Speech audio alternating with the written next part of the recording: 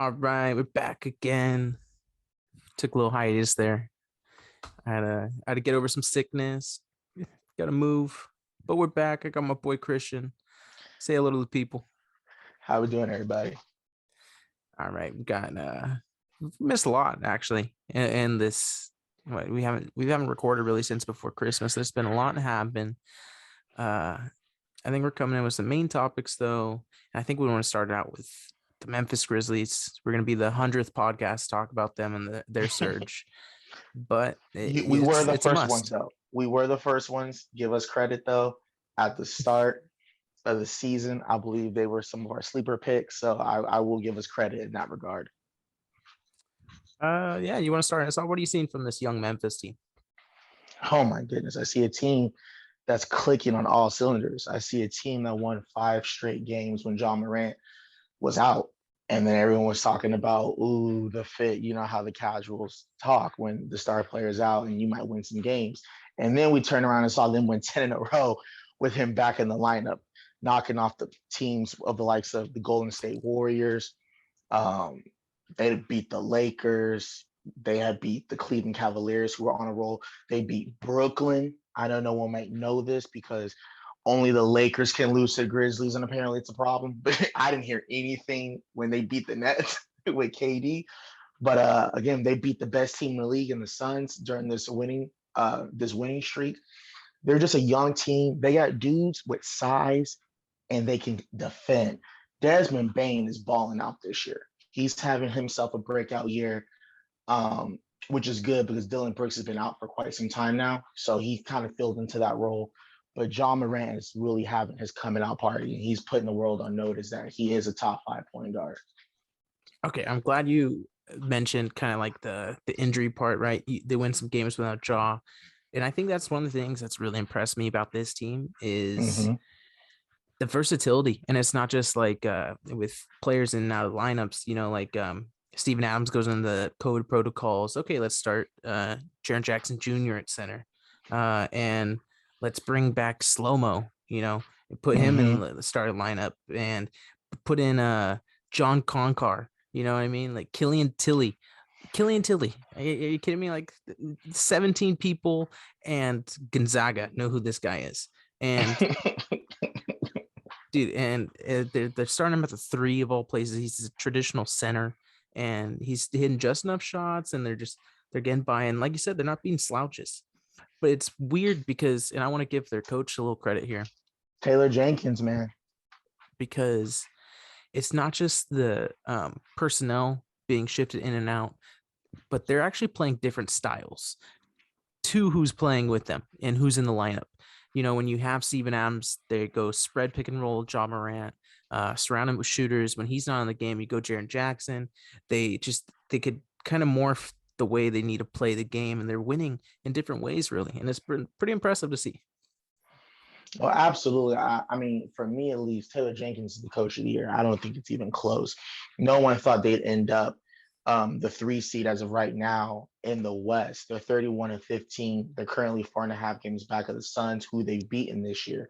So, I mean, no credit to what you're saying about how they play to who they're going against and their versatility and Taylor Jenkins really developing a culture there. You know what I'm saying? It's a winning culture. You can see that they're having fun and the confidence. I think confidence is huge in the association. You know, you and I have talked about that off camera.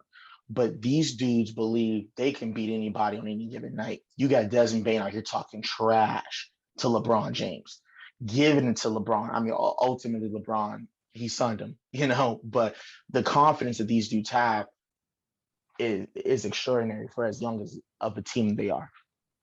That's the other thing. This team, like I can't really remember a team that was this young and just in the middle of the season clicked and really just completely broke through the glass ceiling of what their potential was, right? Because preseason, definitely me and you might have like said they could be a sleeper, Mm-hmm. but nobody had them. They were probably supposed to be like a play-in team, you know what I mean? Um, but now the real expectation is, I think you have to expect them to be a top four seed, even, with the cushion they have. over the bottom five.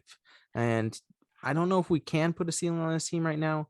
I gotta be honest, I wouldn't be surprised if they came out of the West. I know the top two records in the NBA are in the West, but ceiling wise, to me, the best teams are in the East. So like Golden State, Phoenix, Utah, they're not really world beaters in my opinion. Mm-hmm. And so I guess my question to you would be like, do you see them possibly being a true contender in the West? Absolutely. The West is wide open. This is as wide open the West has been in a while.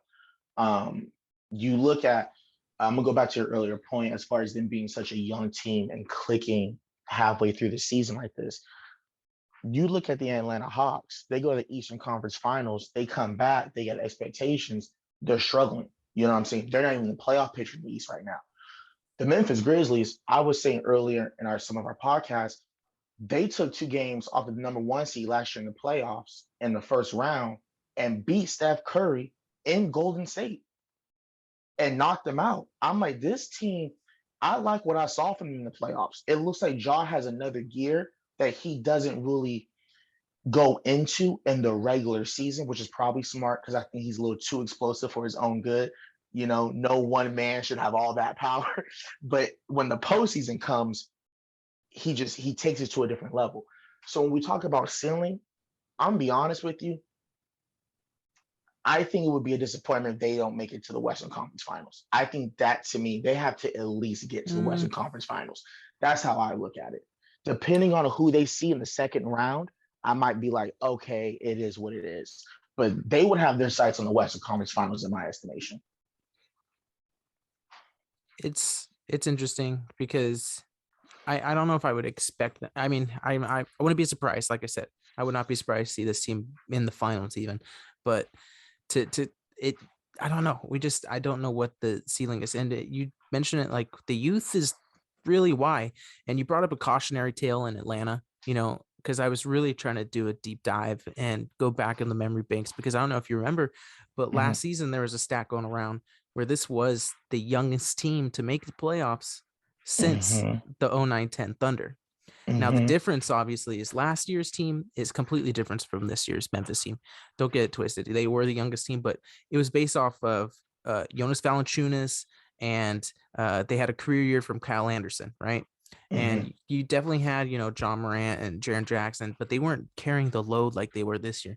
So what they've done, and it's pretty impressive actually, because they've after trading away Valanciunas, you'd look at him and you're like, man, you get Steven Adams, but that's a huge drop off offensively.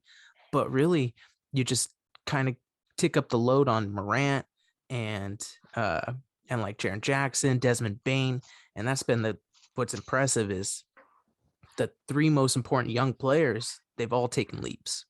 And John Morant, mm-hmm. he's taken a capital L leap, right? Mm-hmm. Desmond Bain has taken a leap as a shooter. Jaren Jackson, we've seen huge strides as a defender. Defensively, he's able to protect the rim, but also he gives you the luxury of being able to knock down threes, and it's kind of a scary combination. Jaren Jackson Jr., if I'm not mistaken, he's got 25 blocks in his last 5, 6 games. So he's been picking up on the defensive end. I've been looking at this team. I've been watching them closely. I'm not sure who their GM is, but I'll get his name in a second. Props to whoever their GM is because this is a very well put together roster. When your best player is quote unquote undersized, you have to have defenders, you have to have shooters, and you have to have versatility. If you look at what they did in Golden State with Bob Myers, he put a Draymond, drafted a Clay. You saw how they were able to build around a Steph Curry, who isn't going to be the greatest defender. He is limited, and his style of play isn't exactly the most efficient style of play, but having a Draymond Green and a Klay Thompson helps. I look at this Memphis team, and I'm not trying to say it's they're the prototype of Golden State, but seeing how they've put dudes around 3-and-D, young players around John Morant, man, they could be scary. Jaren Jackson Jr. to me is going to decide whether or not they're going to be for real for years to come. His maturation process, if he can be what they think he can be at the 5, at the 4, Memphis is going to be a problem. they're going to be a problem for teams in the years to come. Okay, so this is kind of where I would push back on maybe like you said, their expectations should be a Western Conference Finals, and it is due to the fact that traditionally in the NBA, it's you obviously you have a first team caliber guard in Morant. You have really good role players all around him with a really good defense player in the front court and back court, because remember, Dylan Brooks is not playing right now. This team's not a fluke. They are who they are, but they don't really have that second guy. Jaren Jackson Jr., I don't have his numbers in front of me. If I remember correctly, he's about 16 points a game, right? And his shooting isn't as efficient as we've seen it. I know he's been at like 38% from three. I think he's at like 32 or something like that this year. But in order for this team to really have true expectations of conference finals, you need somebody probably to step up. And I think Jaren Jackson Jr. is the best candidate to do that. But history has told us you need more than, like you said, especially a guard is your best player. And even if he's like the best guard in the league, you need a little bit more, and you need some help definitely at that wing position. Got you. Real quick, the general manager for Memphis Grizzlies is Zachary Kleiman. So shout out to him. To your point, I would push back on that a little bit and say Western Conference Finals, I don't believe you exactly need a bona fide like co-star just to get to the Western Conference Finals. With the way Golden State looks incredibly vulnerable, injuries are part of the game. I'm just saying I would not be surprised if they could do something in the Western Conference Finals. I probably wouldn't pick them to come out the West, but at least make it there, because Desmond Bane, I know we're talking about Jaren Jackson Jr., but what he's giving them, and when Dylan Brooks gets back, they've got dudes on the perimeter aside from Jaren Jackson. Like, whatever he's able to give them kind of looks like a cherry on the top. Because if you look at the way they've been playing, he's a focal point, but the dudes on the perimeter are kind of carrying right now, and they're tough-nosed defenders. And I'm looking at some of the teams in the West. Golden State, they better be 100% healthy. Clay had his best game tonight. He had 21 points in 22 minutes. They beat Detroit. But without Draymond, I think they don't look as scary as people thought they originally looked. And Rudy Gobert, I know how you feel about him. You put him in a pick and roll defensively in the playoffs, and it's over. We saw what Stanley Johnson just did to that man in the fourth quarter last night. Memphis, they get matched up with Utah because you could throw JJJ at the 5. And Utah we saw it last night with the Lakers. They still do not know how to play when teams go small on them. That's a matchup if you're Memphis you really want. Really quick, if I can. Yes, of course. We had our league pass rankings, a little bit ago, and this Memphis team, man, they're quickly climbing my boards. Not just because of the wins and everything, but they just play a brand of basketball that I really enjoy. They do something like some core philosophies that I hold about the game, right? They limit turnovers because they're not a great shooting team, right? This isn't a team that's beating you by relying on 3-point shots. They're not turning the ball over. They kill you in the possession game because not only are they not turning the ball over, they're going to turn you over, and they're one of the best offensive rebounding teams in the NBA right now. Steven Adams is, he does look a little slower, moving laterally, but what they've done is, all right, what can you do, Steven Adams? You could pass the ball, you could offensive rebound, and you could kind of like set screens. So they're really taking those three things and making the most of it. But it's just stylistically, man, this team is so much fun to watch because it's kind of going against the grain. There's a couple teams, Cleveland's doing something different, but this is another one that's kind of zigged while everybody's zagging. Absolutely. And at the end of the day, I'm going to just sum it up. They got John Morant, and most teams on a given night don't have that guy. So he's just, like you said, a capital L in leap this season. He's on a lot of people's MVP leaderboards for good reason. I personally don't have him there in my 5 for the MVP leaderboard, but I got him in the top 10 for sure. He's got to make his way in the top 10. I think there's a lot of guys right now. If we could transition to MVP rankings if you want, because I think at the midpoint of the season, it is a good time to kind of talk about these awards and some of the other accolades going around. MVP is the one we're going to focus on right now, but There's a couple guys surging. John Morant's definitely in that conversation. Joel Embiid has been on the uptick. LeBron James has been on the uptick. I got to be honest though, Christian, with Kevin Durant's injury, I did not do a top 5. I did not do a top 10. I listed some guys out. But to me right now, this is a 2-man race. I don't know how you feel, but to me, it's coming down to the Greek Freak and the Joker. Really? Yeah, I think this is a 2-man race currently. I think there are some guys with an outside shot. I know last time we discussed this, I had Curry at the top of my board. I think he's fallen off just a tad, not only with Golden State slippage, but if you really look, he's having a great year, of course. But efficiency wise, this is one of his worst seasons since the Warriors became a contender. He's not even it's crazy to say it's least efficient because it's Steph Curry and he's still shooting like 37, Of 38% from course. three, but there's a difference there. You know what I mean? Absolutely. And I named some of the guys that are rising, but to me, like I said, this is a 2-man race between Joker and Giannis currently. I'm not bad at that take. I would have Giannis, then the Joker. Probably 1-2 right now. I would have LeBron third, and I'd have Joel Embiid fourth. That would be my list right now. I'm already just taking KD out of the equation. He's going to be gone for 2 months. I did the same thing. Yeah, we're just going to, with all due respect to him, I believe last time we had this conversation, if I'm not mistaken, I think I said you had KD up top. You had him number 1, and he would be in the mix for me. But with the 6 to 8 weeks, you got to take him out. Unfortunately, you got to take him out. But yeah, I definitely got LeBron in there. Jokic, man, if Jokic can secure, if he hits a 4th seed, right now I'm looking, and they are currently the 6th seed. They're about they are 22 and 20. Mm-hmm. My Jokic case, because currently I'm not gonna lie to you, I spent a lot of time looking at this, and I was flip-flopping, right? 2 and 1, 1 and 2, and I settled with Jokic as my number 1 ranked MVP right now candidate.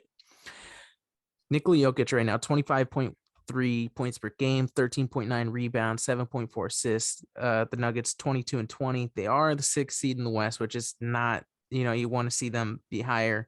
But the fact that he's even have them in a position to avoid the play-in tournament without their 2nd and 3rd most productive players is just, that's a feat in all itself. Okay. This guy right now, I don't know if people are paying attention, but he's on pace to have the highest PR season in NBA history, right? 32.2 PR, higher than any Michael Jordan season, any LeBron James season, higher than a season that we saw Wilt Chamberlain average 50 points and 25 rebounds. And not only that, but the efficiency he's playing with, right? He's 63% on 2-point attempts, 36% on threes at the center point position. He's his own entity.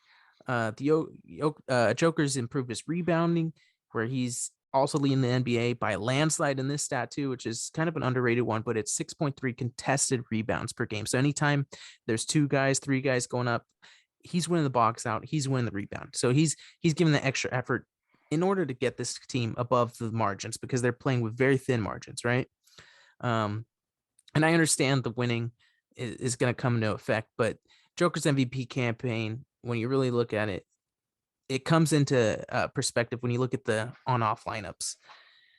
When Jokic sits, their most used lineup is Morris, Barton, the 2 Greens, and Gordon. And they've played a total of 71 minutes together, and they're minus 22. Right? 4 of the 6 most used non-Joker lineups that Denver has have a net rating of minus 20 points. So if he's not on the floor, this team, we're talking about possibly have the number 1 pick. And the fact that he's got them in a position to even avoid the play-in, to me, is enough, in my opinion, to have him number 1. If you want to go Giannis, I'm not mad at it, but that's my Joker case. No, yeah. Honestly, I'm not really going to give much pushback on that. I'm a big Joker fan. I'm looking at the standings right now, and Milwaukee's a fifth seed. So I'm not about to um, come over here and like give the Joker crap. Like he's the sixth seed. I think the MVP in that case goes to the Joker. I think with no Michael Porter Jr., still no Jamal Murray, you look at what they've been going through injury wise. Joker is keeping his team above water, and they could end up in if he gets a top five, maybe a top four seed. I'll be honest with you. I don't think it matters what anybody else in the league does. I think you have to give that man MVP. I think he would have to get MVP. It's just like you said, when he's not on the floor, they're a lottery team. And we haven't seen production like that since a LeBron James.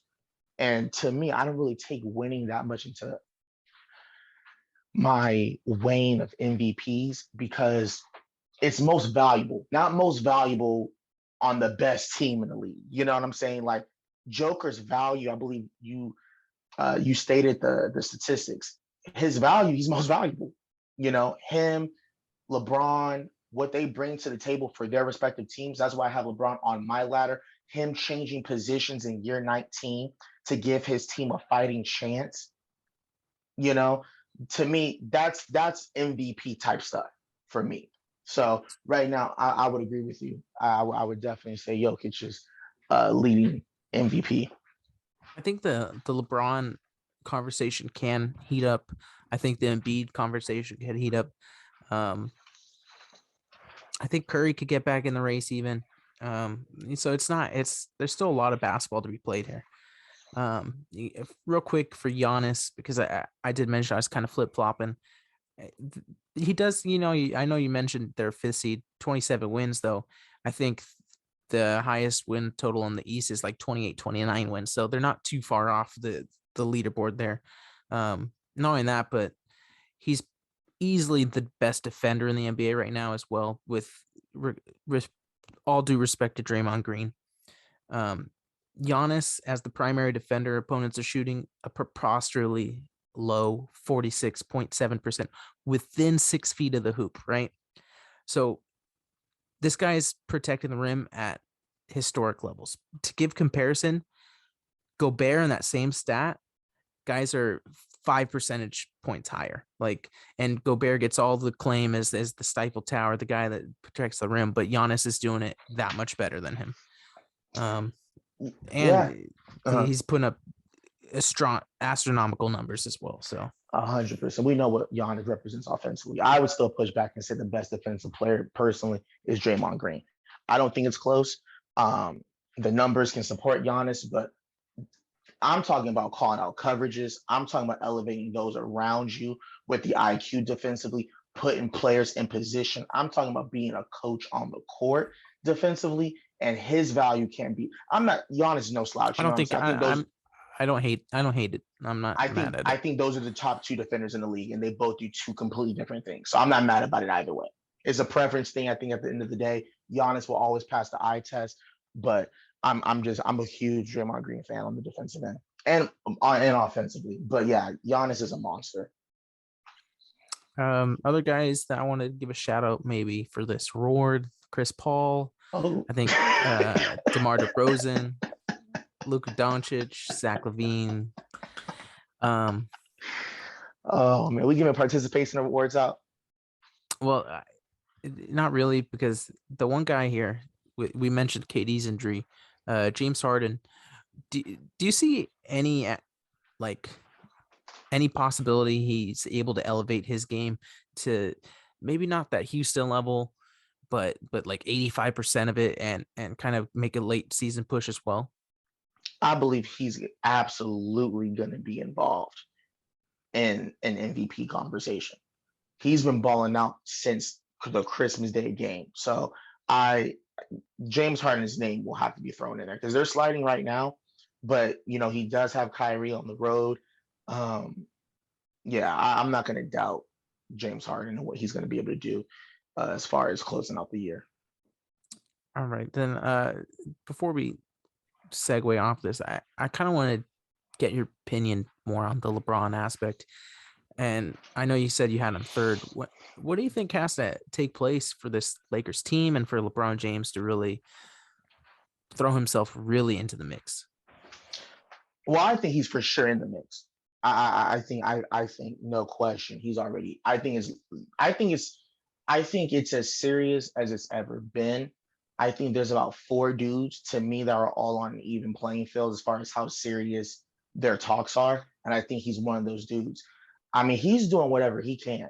He's playing whatever position they they need him at. Anthony Davis, him not looking like himself even before he went out goes in favor of LeBron James, because I don't think anybody's currently looking at this Laker team. And when you see them on paper and you see them play, I don't think anybody really thinks they're as scary as they thought they would be coming into the year. We've seen Russell Westbrook. Part of me feels bad for him. He's a shell of himself athletically, and it's just showing the heights that he's fallen from, because we're starting to see things in his game get even further exposed on a more consistent basis. The man's got small hands, but small hands doesn't matter when you got a 45-inch vertical and you're dunking from the free throw line. His athleticism has dropped in a major way, and it's making him less effective going to the rim. And we already know his shooting woes have been well documented. Don't tell I'm looking Gobert around. that. Oh, hey, every now and then, you know what I'm saying? You can just rewind the hands of time. But LeBron's gonna have to be LeBron. I think for the casuals, they love the scoring. You know what I'm saying? If he keeps averaging 30, people will real well on this whole 30 thing. Like, it's dope. He's in season 19. He gets the scoring title. All he got to do is get them to the fifth seed. That's it. If he's second right now, KD's gonna miss time. If LeBron can catch KD, if he gets this scoring title in season 19, and this Laker team avoids the play-in and they can secure a top 5 seed, he gonna win MVP. I'm gonna just tell everybody right now, the MVP is his. Steph Curry won a scoring title and didn't even make the play-in, and this fool finished second in MVP voting. So it's LeBron James's MVP to lose. I think KD going out it sets the road in front of him. He just has to secure a top 5 seed. We've seen a 5th seed win MVPs before. We've seen Denver. We've seen Russell Westbrook when he was in OKC. We've seen it happen in year 19. If he gets the scoring title, it's over. If he ends the year averaging 30 points and they're a 5th seed, he's the MVP of the league. All right, fair enough, man. I think that was some good stuff. Lastly, I think we wanted to touch on some. We had a transaction. I don't know if you noticed, but trade deadline's coming up, but we had one. A couple of lottery picks getting swapped for each other. The Atlanta Hawks, man, my preseason favorite team to watch. That was a bust. They send forward Cam Reddish and Solomon Hill and a 2025 second round draft pick to the New York Knickerbockers for forward Kevin Knox and a protected 2022 first round pick from Charlotte. What were your initial thoughts when you saw the deal? I've been following them closely. I know their owner came out and was saying in the offseason, obviously everyone can't get paid. We've done a great job drafting dudes, but now they're about to leave their rookie scale contracts and dudes are going to be traded. So I knew they were going to have to move off of people. I was kind of thinking it was going to be maybe DeAndre Hunter, since he's been struggling to stay healthy. But with Cam Reddish, I believe this is his last year on his rookie contract. He's going to be looking to get some type of money, and they probably wasn't going to be able to match it when he hit free agency. So, I mean, it is what it is. If you're New York, this right here, this was a good day. This was a good day for Knicks fans. You got RJ Barrett there. You got Cam Reddish. This is just another feather in your cap when it comes to Zion potentially coming to Madison Square Garden to completely reunite a little three over in New York. But Atlanta, writing was on the wall. They're gonna have to start letting some dudes go because they can't pay everybody. But I would have thought they could have got something more in return for Cam Reddish. Kevin Knox, I'm not trying to knock the kid. He's gone through a lot. Knicks fans don't really like him. But really, for Cam Reddish, I don't know. I don't know. I don't like what they got in return. All right. So I think I've let it been known. I'm a Cam Reddish believer. Okay. 100%. Let's start with the size, 6'8", 270 pounds. This is a big forward, right? Not He's only six is eight. he's 6'8", 217. Not only that, but the way he moves and how pretty his jumper is. He's you see it with the eye test, right? And obviously the production hasn't been there in college or the NBA, but this guy, he's got the pedigree, right? Not only the intangible or the tangible stuff, like I said, the size and the way he moves, but he was the number one high school player in the nation before really getting lost behind the Zion train, at Duke. And you still see flashes here and there when he puts together full game that makes you say, wow, this kid can be something. I We gotta be saw. We honest. saw. I'm sorry. Continue. No, go for it. Go for it. We saw a little splash of him against in Milwaukee because they had some injuries, and he came in and was lighting dudes up in the Yeah, playoffs. yeah. That's why I was expecting him to get dealt in the off season, having a team see what he was doing in the playoffs and take a chance. But I gotta be honest, man. I am just not a fan of this deal for either the Hawks or the Knicks. Right. Really, for the I Knicks as well. For the Knicks as well. As big of a Cam Reddish fan as I am. Talk to me. I gotta hear all right. this. To your point, I do think the Atlanta Hawks sold Reddish for cheap, right? Players with upside of Cam, they traditionally have been used to acquire a proven veteran. Cam was being lost in a roster with a log jam of wings, right? He got behind Hoarder, Bogdanovich, you Hunter. mentioned Hunter. Like there's just a log jam of wings there. And for Atlanta's perspective on this, I don't see a path where Kevin Knox doesn't suffer the same fate, right? I'm serious though. Like Kevin Knox, he doesn't have the offensive upside of Reddish while possessing I can knock Cam here. He kind of has a lack of focus on the defensive end. He doesn't really have a mid-range game, but for Kevin Knox, you're not getting the offensive upside. So how's he going to crack into that logjam wings? It's not happening. Now for the Knicks aspect, initially I was like, man, that's a good move. They have somebody that could more offense for them. But then I heard this Tom Thibodeau quote. What Tib said? He admitted that adding Reddish without removing a player from the rotation pretty much creates a dilemma for them, hinting that there's a logjam of wings in New York. Just like in Atlanta. Just like in Atlanta. So the exact quote is, it gives us the opportunity to look at Cam. We'll see when he gets here, see how he fits in, and then we'll go from there. We're loaded at the wing position right now, so we'll see. All right. Thibs, we know he likes defenders.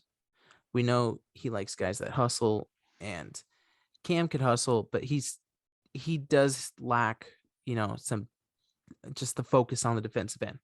They've got Fournier. They've got this rookie that Thibodeau has fallen in love with, Quentin Grimes.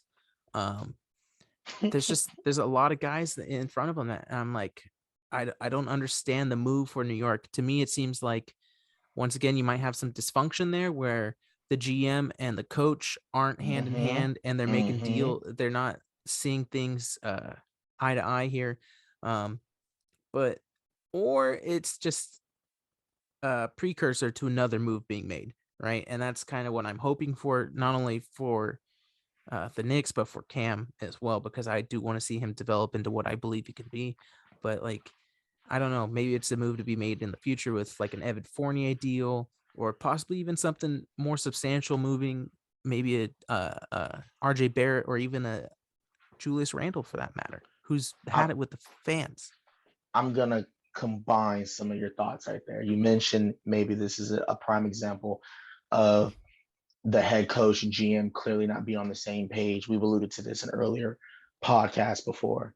I'm going to combine that along with you saying another move will be made. I do believe another move could be made, but I think the move that looks imminent is this is Tibbs last year coaching as the head coach for the New York Knicks. I don't think he comes back, which is why I think that kind of goes back to maybe the GM. And I believe is the GM Worldwide West, Yeah, Leon Rose. Leon Rose. I don't believe he's really consulting with Tibbs. And I think what Tibbs said to me was a knock towards the GM. I don't think there's any way around it to come out as a head coach and say we have a log jam basically, and it creates a dilemma. You're basically calling your GM a dumbass. Yeah, because right now they're starting Fournier, they're starting Burks, they're starting Barrett, they're starting Randall. And then if, say, Reddish comes off the bench, right, you've got Kemba trying to make his way back, high usage player. Derrick Rose, high usage player. Quickly, high usage player. So it's like you got the You forgot Obi Top. You forgot Obi Toppin. Obi Toppin, yeah, but he's not the high usage as the other guys that I listed. Where No, I'm just not worried wings about though. him. Yeah, Wings in 100%. general. Yeah, wings in general. But so like Cam Reddish is a guy. There's a quote in the preseason where I guess he and the GM of Atlanta came out and said this. So who knows what really went down? But he pretty much Cam said, "I want more opportunity," right? And he's like, "If I can't get it here, then trade me." So Atlanta looked out and tried to get a first round pick from him. They couldn't do it or whatever. So now this is the deal they settled on. And it's kind of sucks if you're Atlanta because it's kind of a lose-lose situation, right? Because if you're not going to give Cam the opportunity he feels like he deserves, but you feel like he doesn't deserve because of the guys in front of him, you're going to lose an asset for cheap like you did, but also you're not going to see the potential of this really good player that you drafted. But And I don't know. I don't get it. I don't like the deal. and to add to your point, when they started sliding, they started losing. I would have tried to up Cam Reddish value. I would have gave him more minutes. I would have gave him way more minutes because it's kind of weird. It's like the Lakers want to trade THT, but part of doing that, they have to play him. You got to have he's basically every night we put him out there, he's auditioning. So it's weird because they were looking for something in return from Cam Reddish, but they didn't feel like he was better than any of the dudes at his position on their own team. Other teams are looking at that. I'm not going to give you a first for a dude that you don't even want to play. You know what I'm saying? So you essentially you started shrinking Reddish's value by not giving him more opportunity. Who knows what they could have got for Reddish had he had a more of an opportunity this year? You know what I'm saying? 100%, man. It's I don't know. I think it sucks for Cam because with his mentality and because he thinks of himself as a high player, which I like. I like confidence and I like the tangible stuff, the size, the way he moves, his shooting. I think there's something there, but he might be one of those guys that he's going to be like 2-3 teams down the line before he really clicks. You know what I mean? I could definitely see that being in his cards. And I mean, I hope not. I hope New York makes some other moves to kind of free up some space for him. I But mhm. we'll see what happens. I think he's gonna pop in New York. I think Julius Randle is gone. I think the first chance they can get Julius Randle up out of there is going to be too slow. I definitely think Cam Reddish in the next 16 months or whatever will have a prominent role on the New York Knicks. I don't think you let him go. I don't think they have any intention on letting him go. I think Leon Rose, he's a mastermind. I think he's trying to kind of start over. They got some young pieces there, and Julius Randle, we forget he's still young, but he's not exactly on the timeline of those other young cats, which wouldn't be a problem if he was truly an MVP candidate. If he was Yeah. giving you the production that he was giving you last season, then you have some young dudes around him. He can lead the way. But if he's reached his ceiling already, you got to move him. You got to move him. You got Quigley, you got Barrett, you got Reddish now, you got Toppin. I would move Randall. He doesn't fit into that timeline. He's not good enough, but he's better than them. So you're in limbo a little bit. And like you alluded to a little bit earlier, he's throwing the thumbs down emojis up at the fans, which is I know he had to be really upset. I don't blame him. New York has the worst fans, but that's got to be one of the dumbest things Julius Randle could have done. Yeah. We'll see. We'll see what happens. All right. Any closing words, man? No, man, that's pretty much it. I think the final 38, 39 games of the season is going to be super entertaining, and I'm looking forward to it. Um, I am upset a little bit about KD being injured. I mentioned it earlier in our pods. I was like, he played well last season, but let's not forget he missed half the season as well, and we still have yet to see him put together a healthy season after the Achilles. And hopefully he can come back and he can hoop. I'm just man, it sucks he keeps getting injured. That's all I gotta say. I want to see KD out there. There's a lot of basketball left, a lot of good things coming. We're coming at you hot. We got more episodes coming. Now that our little hiatus is done, we'll get some more coming out for you guys. But yeah, all right, sign off. Thank you guys. Talk later.